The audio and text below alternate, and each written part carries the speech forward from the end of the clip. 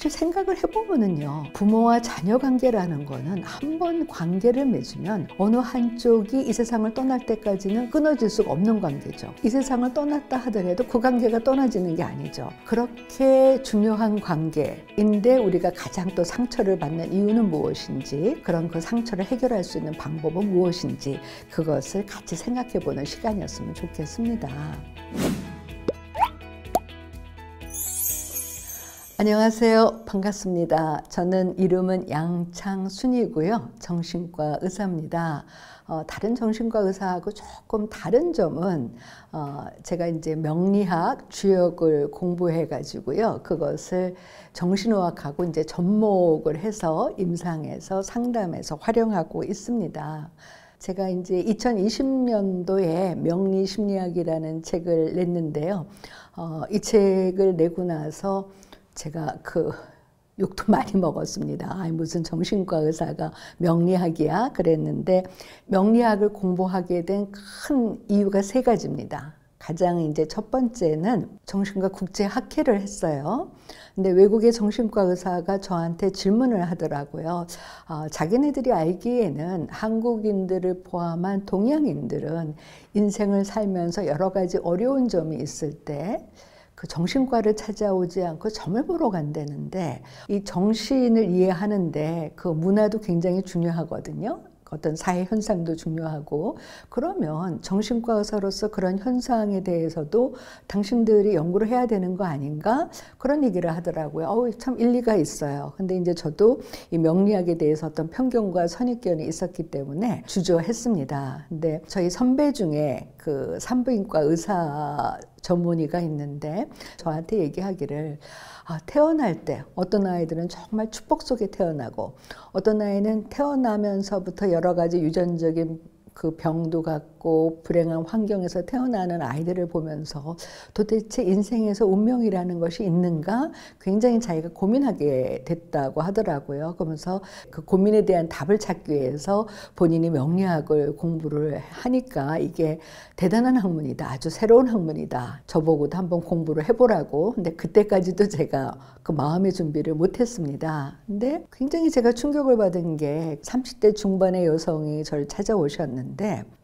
너무 불안해서 견딜 수가 없으니까 이 불안을 좀 다스리는 약을 달라는 거예요. 그분이 나중에 하시는 얘기가, 사실은 내가 불안한 게 우리나라에서 굉장히 유명한 역술가를 찾아갔더니 그 역술가가 이 여성한테 2년 안에 죽는다고 그랬다는 거예요. 근데 인간의 감정 중에서 한 번 생기면 이 없어지기 어려운 것이 죽음에 대한 두려움이거든요.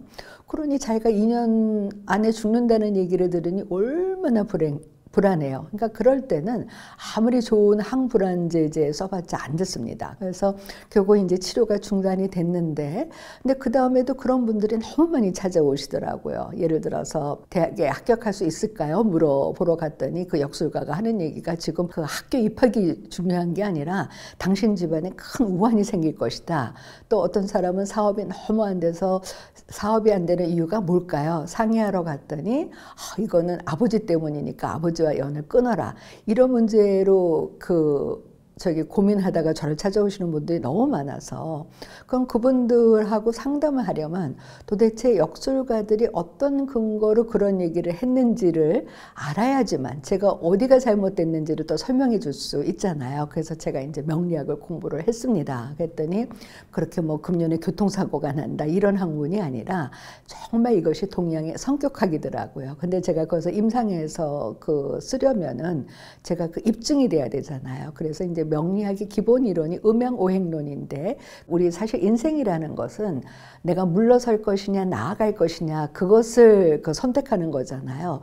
그래서 음과 양으로 우리가 세상을 살아가면서 경험할 수 있는 여러 가지 일들에 대해서 지혜를 주는 것이 이제 주역인데, 그래서 주역하고 정신의학을 접목을 해서 제가 이제 논문을 써가지고 그 논문이 통과가 돼서 이제 두 번째 박사학위를 받았습니다. 공부는 했지만 정말 이게 임상에서 정신의학하고 명리학하고 접목을 했을 때 저희 내담자들한테 도움을 줄 수 있는가. 제가 이제 10년 동안 임상에서 경험한 것을 토대로 해서 이제 명리심리학을 쓴 거고요. 사실 저를 찾아오실 때 호소하시는 증상들은 사람의 얼굴이 다르듯이 다 달라요.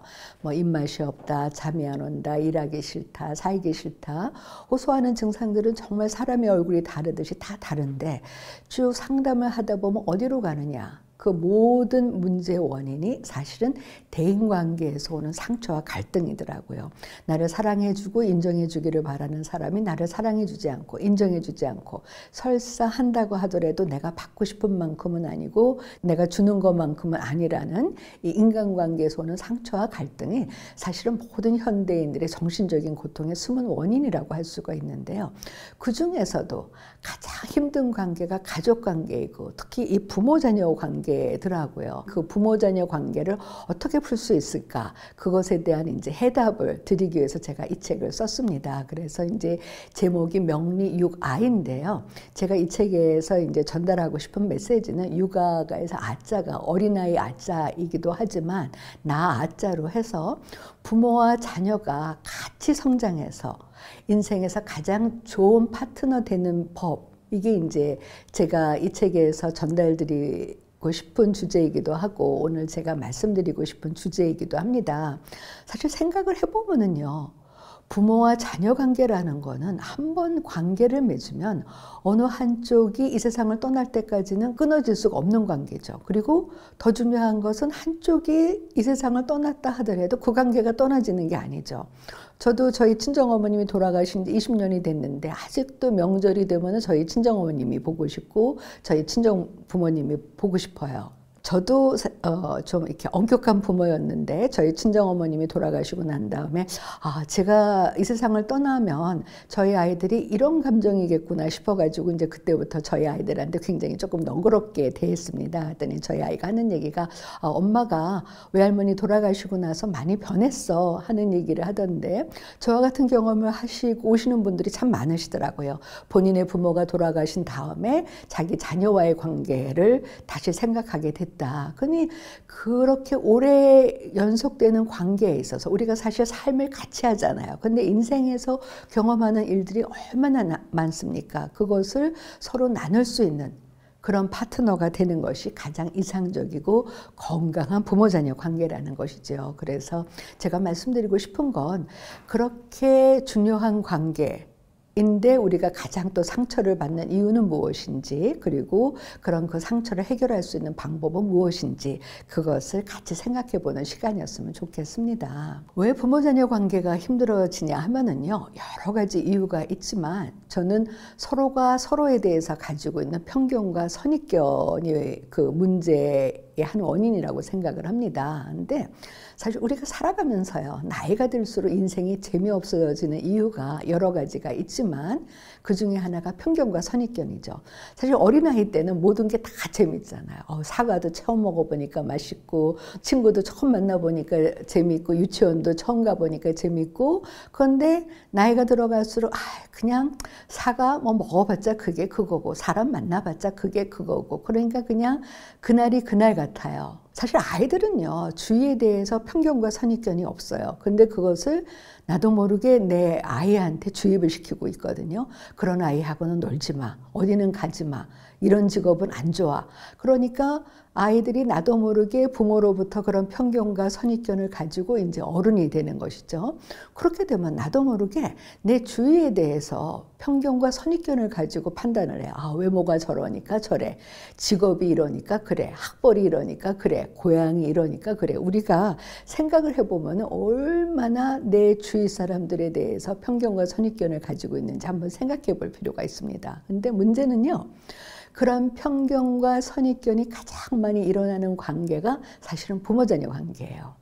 한번 생각을 해보시면은요, 아이가 너무 공부도 잘하고 똑똑해요. 그럼 항상 부모님 하시는 얘기가 그거잖아요. 누굴 닮아서 이렇게 똑똑하니? 근데 아이가 공부를 못하거나 문제를 일으키면 누굴 닮아서 그래? 그래서 아이를 보는 게 아니라 자기나 자기 배우자가 아닌 것 같으면 이제 외할아버지, 외할머니, 뭐 친할아버지, 친할머니도 안 찾으면 이제 이모, 삼촌, 고모까지 찾으면서 누굴 닮아서 이렇다고 미워하게 되잖아요. 예전에 어떤 분이 저를 찾아오셨는데 지금 자기 아이를 보니까 어린 시절의 자기를 보는 것 같다는 거예요. 근데 자기는 지금 자기의 모습이 너무 싫다는 거예요. 근데 이대로 뒀다가는 나중에 성장해서 나와 같은 모습이 될 것 같아서 너무 두렵다는 거예요. 그래서 나처럼 되지 말기 위해서 아이한테 공부도 해라, 운동도 해라, 누워있지 마라, 움직여라, 그렇게 잔소리를 하는데 아이가 말을 안 듣는다는 거예요. 근데 제가 쭉 그 부모하고 아이의 그 정신분석과 이 명리학적 분석을 하니까 너무 다르거든요. 그런데 이미 나를 기준으로 해서 내 아이를 판단하는 거죠. 근데 그럴 수밖에 없는 거가요. 사실 우리가 그 부모 자녀 관계가 편안하려면 아이가 태어났을 때 그 아이에 대해서 내 아이가 이렇다는 그 아이의 분석표가 같이 나오면 참 좋겠죠. 우리가 기계를 사면 사용 설명서가 있잖아요. 어떻게 사용하고 고장이 났을 때는 어떻게 하라고. 그다음에 식료품을 사면은 거기 내용 분석표가 다 있잖아요. 근데 아이는 태어나고 보니까 내 아이인데 어떤 아이인지 몰라요. 그런데 내 아이가 어떤 아이인지 모르는 상태에서 사실은 가장 기대치가 큽니다. 내 아이니까 뭐가 달라도 달라야 되고 내 아이는 뭔가 달라서 당연히 1등 해야 되고 좋은 대학도 가야 되고 성공도 해야 되고 그러니까 막 몰아붙입니다. 근데 우리가 인생에서 기대치가 크면은요 실망도 클 수밖에는 없는 거죠. 그러면은 그 실망이 그 분노로 이제 나타나는 거죠. 그렇게 이제 기대치가 크니까 실망도 큰데 문제는요. 우리가 사회적 관계에서 만나는 사람들은 예를 들어서 직장이라든지 사회생활이든지 친구든지 만나고 나면 헤어져요. 근데 가족은 24시간 같이 살잖아요. 같은 물리적인 공간에 살면서 사실은 남들한테 보여주지 않는 가장 민낯을 보여주잖아요. 그러니까 남이면은 문제가 안 되는 일상의 습관까지 다 문제가 됩니다. 예를 들어서 화장실 사용하는 문제, 뭐 샤워하는 문제, 음식을 먹을 때 왜 그렇게 소리를 내느냐, 흘리고 먹느냐 이런 것들이 다 문제가 되는 거예요. 그 부모 자녀 관계에서 갈등을 경험하시는 분들하고 쭉 얘기를 나누다 보면 크게 3가지 문제가 있는데요. 서로 상대에 대해서 비판하는 거, 마음에 안 드는 것을 그냥 감정의 여과장치 없이 그냥 얘기해. 너 왜 그렇게 못생겨서? 너 왜 그렇게 못해? 이 바보 아니야? 그리고 한편으로는 내가 가족이니까 그냥 지나치게 관여해. 그러니까 아이들이 제일 싫어하는 게 부모님 내 방에 함부로 들어오시지 마세요. 근데 부모님은 아니 이거 우리 집이야. 그리고 너 우리 아이니까 나 언제든지 부모는 들어가가지고 관여할 수 있고 내가 잔소리할 수도 있고 네 방 지저분하면 내가 청소할 수도 있어. 그렇게 되니까 이게 문제가 되는 것이라는 거죠. 제가 아까 처음에 말씀드렸다시피 저를 처음 찾아오실 때 호소하시는 증상들은 다 다르지만 결국은 대인관계로 가고 그중에서도 부모 자녀 관계에서 오는 상처와 갈등이 참 많다 그랬잖아요. 그러니까 얘기를 나누다 보면은 현재 불안하고 우울하고 화나고 피해의식을 갖는 근원이 어디냐면 다 부모 자녀 관계예요. 어떤 내담자는 정말 사회적으로는 너무 잘하고 인간관계도 잘하는데 마음은 항상 불편해요. 그래서 저 사람이 내가 혹시 실수하면 나를 싫어하는 게 아닌가? 그래서 만나는 모든 사람들의 얼굴을 살피고 태도를 살피고 그래서 자기가 문자 보내거나 카톡 보냈을 때 바로 답장이 안 오면 이 사람이 이제 내 실체를 알아서 나를 싫어하는 거 아닌가? 늘 상대를 살피는 거예요. 그러니까 사회적인 관계는 하는데 친밀한 관계는 못해요. 내 진짜 모습을 알면은 이 사람이 나를 싫어하고 떠나면 어떻게 하는가. 그래서 쭉 얘기를 나눠봤더니 이분의 부모님이 이제 감정 변화가 좀 심하신 분이었어요. 부모님이 기분이 좋으면은 그냥 잘해주시는데 본인의 기분이 안 좋으면 막 화를 내시니까 자기네들은 부모님이 집에 들어오시면은 항상 살폈다는 거죠. 그러다 보니까 성인이 돼서도 독립했는데도 늘 상대를 살피게 되는 것이고요. 또 어떤 분은 자기도 자기가 화를 많이 낸다는 걸 안 되는 거예요. 자기 가족들한테도 화를 내는 자기 모습이 너무 싫은데 자기가 고치려고 하는데 안 된다는 거예요. 생각을 해보니까 자기 부모님이 맨날 화를 내셔서 화를 내실 때마다 어린 자기네들은 굉장히 불안하고 그랬는데 그게 너무 싫어가지고 나는 어른 되면 저러지 말아야지. 근데 자기도 모르게 그렇게 되더라는 거죠. 그것은 이제 정신과에서는 적대자와의 동일시, 공격자와의 동일시라고 그럽니다. 그러니까 나도 모르게 내가 싫어하는 사람들과 닮아가는 현상을 얘기를 하는 거예요. 또 한편으로는 뭐냐면 그렇게 해서 나한테 어렸을 때 상처 준 부모님이 너무 싫고 미운데 지금 부모님을 만나보면 나이 드시고 힘도 없으시고 그러신데 내가 저런 부모님을 미워하면은 그것도 죄 짓는 것 같아가지고 내가 미워하지 말아야지. 다음번에 전화하면은 내가 친절하게 통화해야지. 그런데 막상 전화를 해서 부모님이 뭐라고 잔소리를 하시면은 그때부터 화가 나서 견딜 수가 없다는 거야. 아, 전화하지 마. 안 만날 거야. 그러면서 또 한편으로는 뭐라 그러시냐 하면은 아무리 상담이지만 내가 부모님 흉을 보는 것 같아서 너무 마음이 괴롭다는 겁니다. 그럴 때마다 제가 제 내담자들한테 말씀드리는 게 그런 성장 과정에서 내가 어떤 영향을 받아서 그것이 현재 내 모습에 어떤 영향을 주고 있는지 나를 알아가는 것이지 부모님 흉을 보는 것이 아닙니다. 라고 이제 말씀을 드리면 이제 조금 이해를 하세요. 부모 자녀 관계의 그 갈등의 그 요인 중에 하나가요, 이 적성이에요.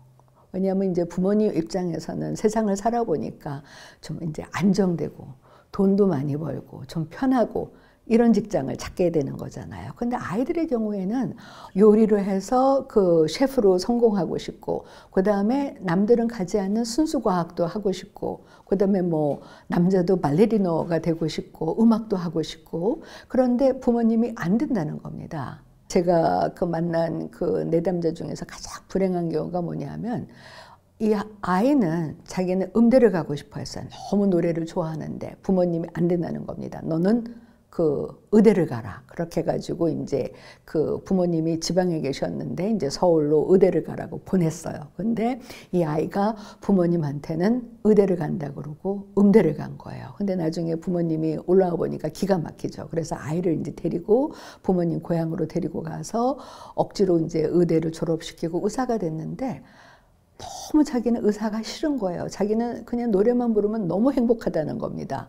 그런데 자기가 하기 싫은 의사를 하니까 그 스트레스를 견디지 못해가지고 결국은 이제 알코올 중독자가 됐어요. 그래가지고 병원에 입원을 했는데 어느 날 입원실에서 그 내담자가 그 노래를 부르는데 세상에 그 파바로티가 저리 가라 더군요. 그래서 제가 참 마음이 아팠던 경우가 있고, 또 어떤 경우는 자기는 요리할 때마다 너무 행복하다는 거예요. 자기는 요리책을 보면은 그냥 정말 뇌에서 엔돌핀이 나오는데 부모님이 무슨 요리냐, 공무원이 되라, 직장인이 되라 해가지고 못해서 너무 불행하다는 분들도 계세요. 근데 그렇게 해서 이제 아이들의 입장에서는 부모님은 나를 이해도 못 해주면서 잔소리만 하고 억지로 자기를 이끌려고 한다고 생각을 하지만 부모의 입장은 또 달라요. 아니 내가 누구를 위해서 그러느냐. 나는 우리 아이를 위해서 정말 이사도 오고 난 하루 종일 어떻게 하면은 내 아이 공부를 잘 시킬까 고민하는데 말을 안 듣는다는 거죠. 그리고 부모님들도 이제 머리로는 아세요. 아, 내가 너무 공부만 강조하는 거 아닌가? 근데 부모님들이 하시는 얘기가 아니 남들은 다 달리기 하는데 우리 아이만 걷게 할 수는 없지 않냐는 거죠. 그러니까 요즘에 사교육비 얼마나 많이 들어갑니까? 그러니까 내가 얼마나 힘들게 돈을 벌어서 자기 그 뒷바라지를 하는데 이 아이는 왜 그러느냐? 그러니까 부모도 자녀가 미운 거예요. 아, 어떤 때는 나를 힘들게 하려고 태어난 거 아니냐. 내가 드리는 인풋에 비해서 너무 아웃풋이 없다. 그러다 보니까 이제 결과가 서로가 좋은 그 결과를 이제 얻으면 좋지만 그렇게 되지 않는 경우에는 이제 부모님도 허탈하신 거죠. 제가 상담을 해보면서 느끼는 거가요. 정말 가족은 불가사의한 관계입니다. 서로를 가장 아끼고 사랑하잖아요. 얼마나 귀중한 관계. 그러면서 가장 깊은 상처를 주고받는 불가사의한 관계입니다. 그래서 우리가 잘 아는 일본의 유명한 그 영화 감독 있죠. 기타노 다케시. 그 감독이 뭐라 그랬냐 하면은 아주 솔직하게 얘기했어요. 가족은 누가 보지만 않는다면 갖다 버리고 싶은 존재다. 그리고 그 옛날에 셰익스피어도 얘기했습니다. 가족은 피는 통하지만 마음은 안 통하는 관계. 근데 우리는 가족은 피도 통하고 마음도 통해야 된다고 생각하니까 이게 문제가 참 많이 일어나는 거죠. 가족은요. 내가 태어나서 처음 만나는 사람들이에요. 내가 엄마 뱃속에서 10개월 있다가 딱 태어나서 눈을 떴는데 내 옆에 있는 사람들이 누구냐? 내 가족이에요. 그리고 가족은 처음 접하는 사회인 거예요. 그러니 우리가 살아가면서 이 첫 경험의 중요성이 얼마나 중요한지는 잘 아실 거잖아요. 그것을 이제 정신과적으로는 각인이라 그럽니다. 사회에 처음 만나는 사람들과의 이 관계에서 형성되는 이 경험이라는 것은요, 정말 온 몸에 그냥 각인이 되는 거예요. 태어나서 본인이 독립할 때까지 부모님과의 관계에 있어서 형성되는 이 경험은 굉장히 중요하다는 거죠. 제가 만난 어떤 내담자가요, 정말 이분은 최선을 다해서 살고 있어요. 남이 보기에는 120%로 사는데 자기는 자기가 부족하다는 겁니다. 자기는 200%로 살아야 된다는 거예요. 뭐든지 최선을 다하려니까 정말 탈진 상태인 거죠. 그래서 제가 상담하면서 왜 그러시냐고 여쭤봤더니 이분이 이제 성장 과정에서 아버님이 일찍 돌아가셨어요. 근데 그 장례식장에서 모든 사람들이 이 어린아이한테 하는 얘기가, 너 이제 아버님이 돌아가셨으니까 너가 이제부터 이 집안의 가장이야. 너가 어머님도 돌봐야 되고 동생도 돌봐야 돼. 그러니까 그 어렸을 때 들은 그 한마디가 이분한테는 아주 책임감으로 그냥 박혀 있는 거예요. 그러니까 뭐래든지 간에 나는 돌아가신 아버님 역할까지 2배, 3배로 사회적으로도 성공해야 돼서 돌아가신 아버님한테도 누가 되지 말아야 되고, 어머님한테도 최선의 보호자가 돼야 되고, 동생한테도 그래야 되니까 아주 힘겹게 사는 것이죠. 이 부모자녀 관계에서 경험한 모든 것들이요, 사실은 내가 성장해서 경험해서 만나는 모든 사람들한테 이제 반복이 되는데, 그래서 정신과 의사와 심리학자들이 내는 넌센스 퀴즈가 있습니다. 신혼부부가 한 방에 있다. 즉 이제 신랑과 신부가 한 방에 있다. 이 방에 몇 명이 있습니까? 몇 명이 있을 것 같으세요? 제가 답을 말씀드리면 6명입니다. 신랑, 신부, 신랑의 부모, 신부의 부모. 사실은 우리가 결혼할 때요, 한 남자와 한 여자가 만나지만 독립된 인간으로 만나는 것이 아니에요. 내가 결혼을 하면서 아직 내 부모와의 관계에 있어서 해결하지 않은 그런 어떤 상처, 갈등, 기억을 갖고 가요. 아내도 마찬가지예요. 그러니까 두 사람이 살지만 사실은 6명이 사는데, 이런 경우가 이제 부부 상담을 하면 참 많습니다. 어느 경우에는 그냥 아내 입장은 너무 억울해. 그냥 나는 내 의견을 얘기했을 뿐인데 남편이 견디지를 못한다는 거예요. 잔소리하지 마. 간섭하지 마. 너가 나한테 잔소리하는 것 때문에 내가 집에 들어오기가 싫어. 그렇게 해가지고 제가 쭉 부부 상담을 하면서, 아니 이건 아내 입장으로 이건 충분히 할 수 있는 얘기 아닌가요? 그랬더니 나중에 남편분이 뭐라고 그러시냐 하면은, 사실은 자기 어머니가 너무 자기 성장 과정에서 잔소리하고 간섭하고 어디든지 따라다니면서 그냥 이거 해라 저거 해라 그래서 그게 너무 싫었는데, 자기도 한편으로 안다는 거예요. 그냥 아내 입장에서 할 수 있는 얘기라는 것은 아는데 무의식적으로 아내가 그럴 때마다 그냥 자기 어머니의 얼굴이 그냥 오버랩이 되니까 더 견딜 수가 없다는 겁니다. 그래서 아내가 그럴 때마다 왜 자기가 그렇게 심한 반응을 보이는지 이해하고 나서 부부 문제가 이제 해결이 됐어요. 또 어떤 분은요, 남편이 조금만 일을 안 하고 집에서 쉬고 있으면 견디지를 못해요. 잔소리를 하고, 남자가 이렇게 게을러서 어떻게 저기 그렇게 누워있지 말고 밖에 나가서 저 운동도 하고 뭐도 하고 그래야지. 그래서 왜 그렇게 남편을 들볶으시냐 그랬더니, 사실은 자기 아버지가 너무 무능해가지고 어머니가 너무 고생을 했다는 거예요. 그래서 자기는 조금에도 무능하다고 보이는 남자들에 대해서 어떤 분노가 있다는 거예요. 그러니까 남편이 아무것도 안 하고 그냥 소위 얘기하는 빈둥거리면 무능한 자기 아버지가 생각이 나서 견딜 수가 없다는 겁니다. 그래서 사실은 부부 상담을 할 때 가장 중요한 게 뭐냐 하면은, 내가 내 부모한테서 받은 영향력 에서 벗어나서 내 남편, 내 아내를 각각의 독립된 사람으로 보자는 겁니다. 예를 들어서 부모자녀 관계에 있어서 내가 내 부모한테 충분히 사랑도 받지 못하고 인정도 받지 못하면은요, 결혼해가지고 내 배우자가 내 부모가 나한테 해주지 못한 사랑, 인정, 칭찬, 격려 이것까지 다 바라기 때문에 기대치가 높아져요. 그러니까 기대치가 크면은 아무래도 실망이 되는 것이죠. 그래서 결국은 내 성장 과정에서 경험한 부모 자녀 관계가 성장해서 내 배우자와의 관계, 내 자녀와의 관계에도 이제 영향을 미치는 거고, 사회 관계에도 영향을 미쳐요. 제가 이제 그 기업이나 조직원들을 상담을 해보면은요, 특히 그 이제 상사하고 윗사람들하고 관계를 잘 형성하지 못하는 사람이 있어요. 크게 이제 그 두 타입이 있는데, 그 상사가 뭐라고 하면 이제 쉽게 얘기하면 이제 대드는 타입이 있고, 또 어떤 분은 상사가 뭐라 그러면 그냥 얼어붙어 가지고 자기가 하고 싶은 얘기를 못하는 분들이 계세요. 근데 쭉 얘기를 나누다 보면 결국은 자기 부모님과의 관계로 가요. 그러니까 상사만 보면 그냥 얼어붙는 문제로 그 고민이 돼서 찾아오는 분을 만났는데, 자기 아버지가 너무 엄격해서 자기 의견만 내면 시끄러 뭐 하는 경우도 있었고, 어떤 때는 막 때리기도 하고, 그러니까 상사가 소리만 지르면은 자기 아버지가 연상이 되니까 그냥 얼어붙는다는 거예요.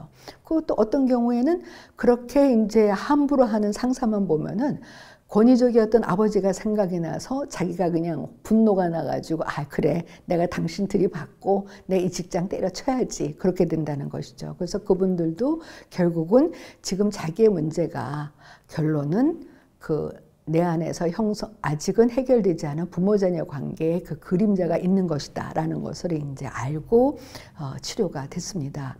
두 번째, 또 부모 자녀 관계가 소중한 이유가요, 사실은요 우리가 살아가면서 가장 중요한 게 내가 누구인지를 아는 거잖아요. 인생이라는 것이 나는 누구인지를 찾아가는 과정이고, 정말 내가 누구이고 어떤 사람이고 나는 인생에서 무엇을 원하고 내가 정말 하고 싶은 것은 무엇인지를 알아가는 과정인데, 그것을 형성하는 과정에 있어서 그 주위 사람들의 평가가 굉장히 중요합니다. 왜냐하면 내가 생각하는 나의 이미지가 형성되는 과정은 크게 두 가지가 있어요. 내가 생각하는 나, 그 다음에 주위 사람들이 평가하는 나. 그런데 어렸을 때는요, 내가 누구인지 잘 몰라요. 그러니까 그때는 부모님들이 평가하시는 그대로가 그게 내 모습이에요. 잘한다 하면 나는 잘하는 사람이야. 하지만 부모님이 넌 왜 이렇게 못됐니 하면 나는 그냥 못난 사람이야. 이렇게 되는 거라는 거죠. 그래서 사실은 이제 성장하면서 주위 사람들이 평가하는 나에 대해서 아니야, 그거는 저 사람들이 나를 잘못 판단해서 나는 이런 사람이 하는 내가 생각하는 나의 그 이제 포지션이 더 많이 차지를 해야 되는데, 그렇게 되기까지는 이 부모님들 포함한 주위 사람들이 평가하는 그 포지션이 이제 너무 크기 때문에 그때 부모님들이 어떻게 자녀를 긍정적으로 판단해주고 수용해주느냐가 굉장히 중요한 거라는 거죠. 이 자기 이미지가 굉장히 중요한 게, 우리가 요즘에 뭐 자긍심, 자존심, 자존감 이런 얘기를 많이 하는데, 자긍심이라는 거 뭐냐 하면 우리 몸으로 얘기하면 우리가 그 직립인간이잖아요. 가장 중요한 게 척추잖아요. 척추가 튼튼해야 우리가 직립인간으로 이제 설 수도 있고 뭐 앉을 수도 있고 걸어 다닐 수도 있는데, 자긍심이라는 것은 바로 그것입니다. 근데 이 자긍심의 기초가 어디에서 형성이 되느냐 하면은 부모 자녀 관계에 있어서 형성이 되는 거예요. 그러니까 부모님이 내가 태어난 그대로 나의 그 특성 그대로 인정을 해주고 사랑을 해주고 격려해주면은 아이들의 마음속에는 나는 공부를 잘해서 사랑받을 가치가 있는 아이가 아니고 나는 존재 자체로 사랑받을 가치가 있는 아이구나. 그것이 이제 성장하면서 건강한 자긍심을 형성하게 되는 거고, 이게 굉장히 중요한 거가요. 정신과적으로 어떤 사람이 건강하냐, 크게 뭐 이제 여러 가지 기준이 있지만 크게 세 가지를 봅니다. 제일 중요한 게 자율성이에요. 내 인생은 내가 선택을 하고 내가 선택한 것에 대해서는 그 선택에 대한 결과도 내가 책임을 진다는 거고, 두 번째가 중요한 것이 회복 탄력성이라는 건 뭐냐면요, 우리가 살아가면서 얼마나 스트레스가 많습니까? 어떤 인생이든지 평탄한 인생은 없어요. 내 인생에서 실패와 좌절이 있을 때 얼마만큼 빨리 그 회복이 되는가, 다시 일어나는가가 중요한데, 그게 이제 회복 탄력성입니다. 그러니까 신체적으로 그 병이 났어도 그 신체적인 이제 그 건강도, 그러니까 빨리 회복할 수 있는 것이 중요한 것처럼 마음도 마찬가지예요. 그래서 자율성과 회복 탄력성과 그것을 통해서 건강한 인간관계를 맺는 기초가 형성이 되는 것이에요. 부모-자녀 관계가 중요한 것이 그 건강한 그 정신을 그 형성하는 세 가지, 자율성, 회복 탄력성, 건강한 인간관계를 맺는 기초가 형성되는 관계라는 것이죠. 그래서 저는 이것을 쉽게 말씀드리면은 그 집에 비유합니다. 우리가 산다는 것은요, 나만의 집을 만들어가는 과정이에요. 내가 벽돌집을 지을 것인지, 나무집을 지을 것인지, 2층 집을 지을 것인지, 뭐 5층 집을 지을 것인지, 나만의 집을 만들어가는 것인데, 집이 튼튼하게 잘 만들어지면은 제일 중요한 게 기초공사잖아요. 기초공사가 튼튼해야지만 웬만한 지진이나 여진에도 흔들리지 않는 튼튼한 집이 되는데, 기초공사가 부실하면은요, 아무리 화려한 집을 지어도 조금만 지진이 하면 흔들리는 거잖아요. 그런 것처럼 이 자존감이 형성이 되지 않으면은요, 내가 사회적으로 너무 많은 것을 이뤘지만 남이 그냥 부실공사로 지은 집과 같아서 남이 조금이라도 나를 칭찬해주면 내가 최고인 것 같다가 남이 조금이라도 나를 비난하면 나는 이 세상에서 제일 못났어. 그냥 그 자존심과 열등감에 이제 극과 극을 달린다는 것이죠. 그래서 그 건강한 자긍심을 갖기 위해서는 그 기초공사가 잘 돼야 되는데 그것이 어디에서 형성이 되느냐? 부모-자녀 관계라는 것입니다. 제가 지금까지는 왜 부모-자녀 관계가 그렇게 소중하면서도 가장 상처를 주고받는지에 대해서 이제 그걸 말씀드렸는데요. 그럼 어떻게 하면은 그런 부모-자녀 관계를 우리가 건강하게 맺을지 그 방법에 대해서 이어서 말씀드리겠습니다.